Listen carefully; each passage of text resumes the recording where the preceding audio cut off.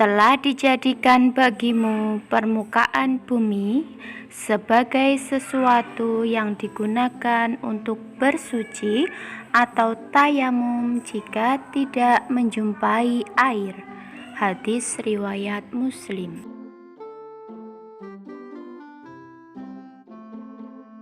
Assalamualaikum warahmatullahi wabarakatuh. Selamat pagi solih-solihah yang cantik-cantik dan ganteng-ganteng. Bagaimana kabar hari ini? Dijawab bareng-bareng ya.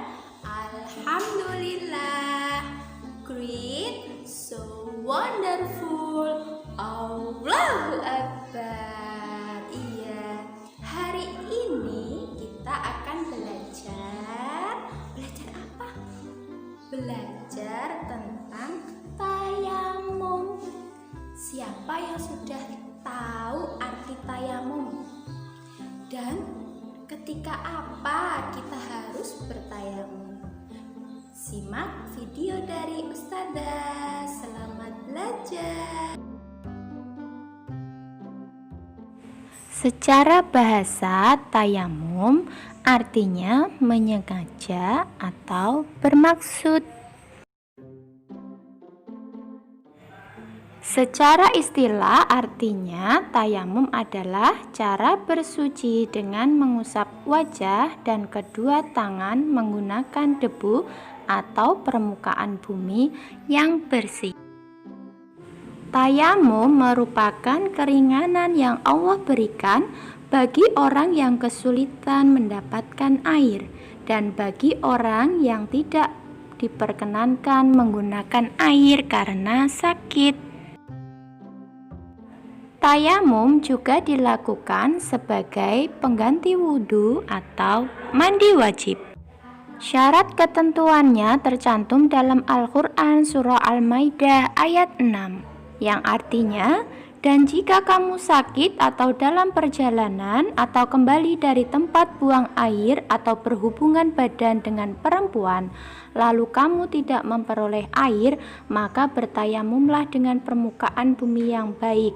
Sapulah mukamu dan tanganmu dengan tanah itu. Nah, solih-solihah, sekarang kita akan membahas syarat diperbolehkannya tayamum. Apa saja sih hal-hal yang memperbolehkan kita untuk tayamum? Pertama adalah telah masuk waktu sholat. Contoh, ketika seseorang ingin melakukan sholat zuhur misalnya, kita hanya boleh melaksanakan tayamum ketika sudah masuk waktu zuhur. Jika belum, tayamum yang dilakukan tidak syah meskipun cara yang dilakukannya sudah benar. Yang kedua adalah tidak ada air. Tentu sebelumnya kita harus mencari air ketika waktu sholat sudah masuk.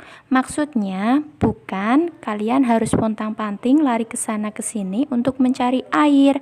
Asalkan kalian sudah yakin bahwa di tempat tersebut tidak ada air, maka syarat tayamum ini sudah terpenuhi.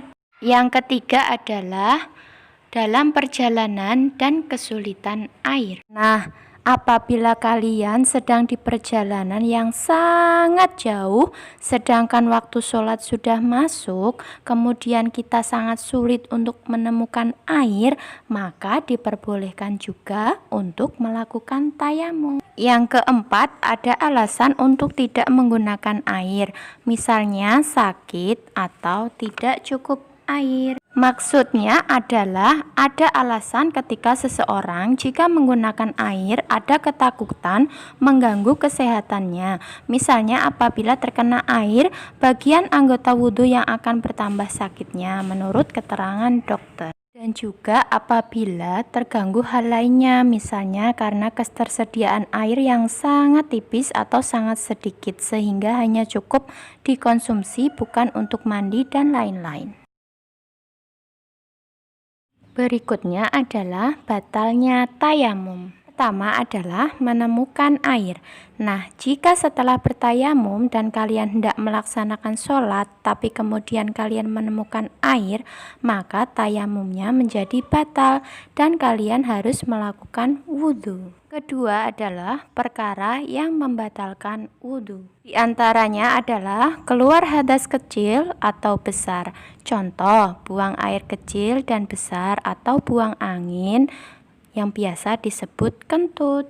Yang ketiga adalah murtad atau keluar dari agama Islam. Tata cara bertayamum. Siapkan tanah atau cari permukaan debu yang sekiranya bersih.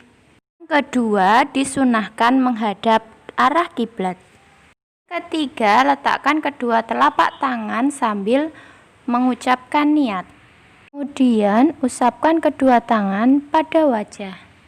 Terakhir, doa setelah tayamum. Tayamum sama seperti doa setelah wudhu. Nah, itu tadi adalah pengertian dari tayamum dan tata cara bertayamum. Sekarang Ustazah akan memperlihatkan sebuah video yang mempraktekkan tentang tata cara tayamum. Selamat menyaksikan.